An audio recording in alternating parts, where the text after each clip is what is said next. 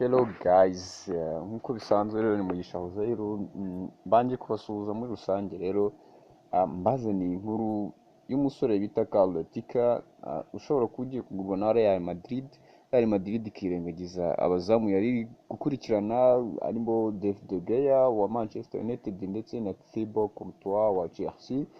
Ni nyuma y'uko amakipe yombi agiye ananiza Real Madrid nka Manchester United. Murabizi ko Degea yashatse kujya muri Real Madrid ariko bakagenda bamubuza kujyayo, bazana amananiza atandukanye ariko ubu ngubu Real Madrid yabonye akandi kana k'imyaka 21 bita Karlo Latica, ni umunyakroatia wavutse mu 1997 ku itariki 11 z'ukwezi kwa kabiri. Ubu ngubu ari gukinira ikipe y'iwabo bita Hajduk Split yo mu mujyi wa Split birumvikana. Aho ngaho ni mu gihugu rero n'ubundi gisanzwe givukamo umusore wa Real Madrid bita Luka Modric.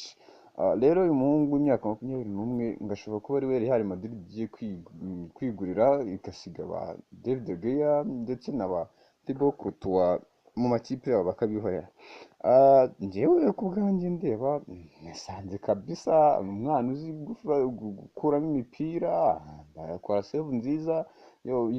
Muri video ngiye kubereka rero namwe murabyiboneramo, gusa njyewe ari ukuntu nabibonye arakuramo imipira pe, ariko gufata umupira nabwo nabonye ari ikibazo. Muri saves zose nabonye ushobora gusanga nk'imwe cyangwa ebyiri zonyine arizo yafashe umupira, n'iyindi yose yagiye ayikuramo ayishyira hanze yigira ate, ariko byo arabizi bamutoje nabonye njye yabimenya. So namwe mumbwire uko mubibona, ese murabona yabikora muri Real Madrid cyangwa nta mwana usya aravoma? So namwe mumbwire muri comments, ndetse mwibuke no gusubscribinga kuri channel yanjye, tuzajya tubana muri byinshi. Murakoze cyane.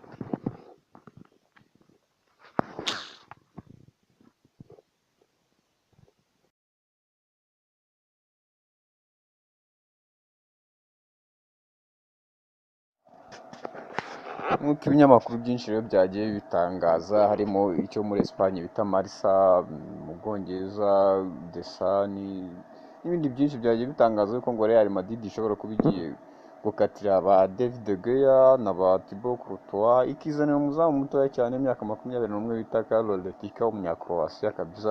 Nk'uko mubibona hano rero muri ino video, murabona n'umwana ubizi cyane, gusa benshi twamubona bitandukanye. Ese mwe murabona byaba bimeze bite?